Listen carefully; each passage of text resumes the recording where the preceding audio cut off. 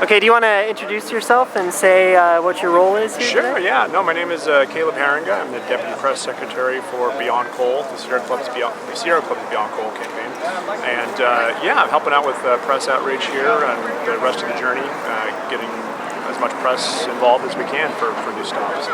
And why do you think it was important to bring the Totem Pole Journey to Seattle this year? Seattle's obviously the sort of hotbed for a lot of these issues in the Pacific Northwest. We got so many of these pending projects that are in or around Seattle, Anacortes and Longview. The Longview hearing is coming up this fall. So, this is kind of the hotbed for a lot of the support around these issues and a lot of the coalitions that we've built between labor and people of color and indigenous folks. And it's the middle of everything that's going on. So. Yeah, for folks who don't know what's going on still in Longview, can you kind of give a brief update on where things are there? Sure, yeah. So we had the state's process through the Department of Ecology, I think late last year and early this year, and so now we're going on to the federal Army Corps of Engineers process, which is a whole separate regulatory process. It's going to have public comment period and that kind of thing. And we're just trying our best to make sure that those public processes take into account the cradle to grave sort of aspects of the coal. It's not just considering the coal terminal as a micro issue, but as a macro issue, and it takes into account whether the fact that coal, as it's exported, is going to be burnt in Asia and warming up our globe, and also mined back in Montana, Wyoming, and so. Trying our best to make sure that they keep that sort of global view rather than take things on a micro level. Yeah, definitely.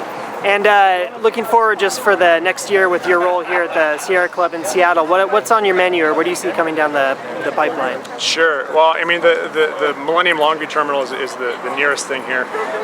We're also sort of transitioning towards a PSE program. We had a really huge victory in Montana, the coal strip retirements. There's 4 different reactors there, and 2 of them have been shut down or put on retirement schedule, excuse me. And now we need to make sure that we have the greenest possible alternatives to that. The status quo so far has been to have gas replace coal, and that it does a little bit for the air pollution, that does not do very much for the greenhouse gas emissions. So we are trying to make sure that we've had some really good successes with wind and solar in some of these in the Dakotas and some of these neighboring states, and so we're trying to make sure that PSE keeps that in mind and pushes for the greenest possible alternative that incorporates as many of our community and alliance members as possible. Yeah.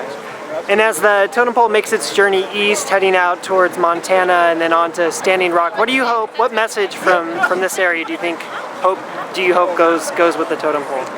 Well, I guess just the coalition against this has just gotten deeper and wider with every passing year.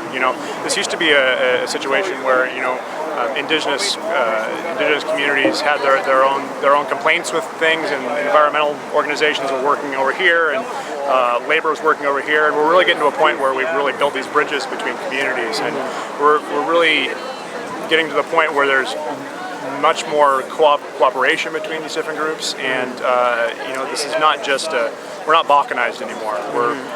We're in this together, and that's something new for these oil and gas companies. They don't understand that quite yet, I think, and so standing together, we're all the more strong in our battles.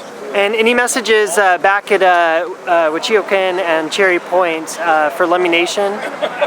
Sorry, more? Any messages for Lummi Nation and the community of Whatcom County, the communities of Whatcom County? Oh, well, I mean, pat yourself on the back, because the grassroots effort to shut down that Cherry Point operation was just phenomenal.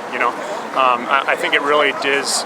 It's a sea change for indigenous communities across the nation. What we're seeing now, right in the Dakotas with the Dakota Access Pipeline and the Standing Rock Sioux standing up to that, I think this is they must have taken a little bit of moral support from the modeled themselves after what's gone on in Cherry Point. It's really a game changer. Cherry Point was for a lot of these communities. So. Great. All right. Well, thanks so much. You're welcome.